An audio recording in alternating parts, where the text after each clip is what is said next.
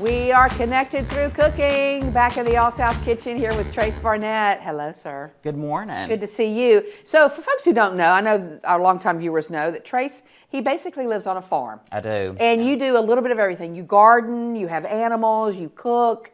And when did you start doing this? I'm basically Cinderella. You are Cinderella. So watermelon rind pickles. So you know how everyone has their one thing that they grow? Yeah. Well, mine is tomatoes and my dad's is watermelons. Okay. So we always have a surplus, but you know, they usually don't come in until July 4th. Well, recently I went to a farmer's market, got a watermelon at $11.99. Woo! And you know, we always... That's another story. Whole another story. So we're gonna try and make use of all the watermelon. And if you are familiar with any kind of pickling in the Amish country or anything, these are a really old-fashioned way to make pickles. Really? Because it's a way to utilize all of your food, especially when you've put all the hard work into growing it and all that. Now, had you done this?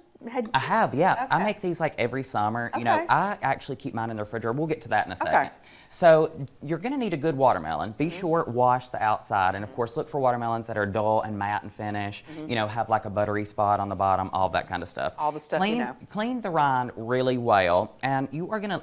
What I like to do is I cut them in like a little over 1/4 inch slices. Okay. Now you want to take. We just did this on Garden Party. Be out in a couple weeks. Where how to cut a watermelon like this. Sharp knife, remove the ends, and split it in half. Lay it face down, and then you'll cut off the rind. Okay. And I like to leave just a tiny bit of pink on there, just because I think the color is gorgeous. Okay. So you're going to need 6 cups of rinds, which is about 1/4 of a large watermelon or half of a small. Take them, put them in a bowl. If you have a stainless steel bowl, even if it's from your mixer, put them in that. Cover them with 1/4 cup salt, some cold water, and let them sit overnight. Okay. What that's going to do is it's going to pull out all that extra moisture, and it's going to make them really crunchy for us. So we got a plan We the got day a before. We Okay. got a plan. Okay. And so, say you're cutting up watermelon for a gathering, then cut it up, make your pickles, and there you can do them almost and just pop them in the refrigerator. Okay. So we got a cup of water here in our brine, and if you would add 2 cups of apple cider vinegar. All right.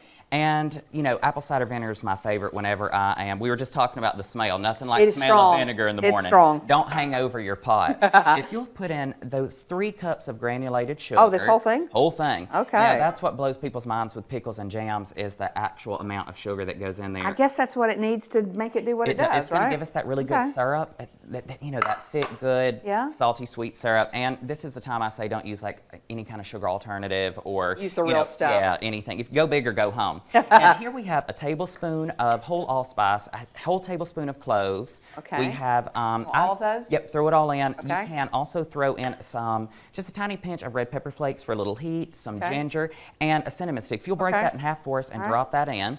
So I'm just letting all of my kind of seasonings float around in our brine here. Okay. If you want to put those in a cheesecloth, you know, put them in a cheesecloth, then you just pull it out later or strain it. I actually leave them in mine because I think they're kind of pretty. Okay. Plus they lend a lot of flavor. All right, so how long is this going to do We're this? going to bring this up, boil for 5 minutes just until the sugar is dissolved. All right. We're going to take our watermelon rinds out and we're going to put them in a pot of water and we're just going to cook them for 10 minutes. Okay. And what we're going to do is we're just going to cook them down just a little bit Which so they're that's what's soft. going on here. That's what's going on here. Okay. Well, actually, this is in the brine. Oh, okay. So there's a couple of steps. It's all Okay. in. It's really simple in the instructions. So bring your brine 5 minutes and then you're going to transfer your cooked watermelon into the brine for another 10 minutes. Because you're wanting to get them soft. Want to get them Okay. soft, but you don't want to get them too soft. Okay, you still want to have a crunch. Still like a good crunchy pickle, yeah. And the texture on these is really good. So you're going to take them, and you can use a slotted spoon, but I really love to use just a pair of tongs here. Now, how long did that take to get like that?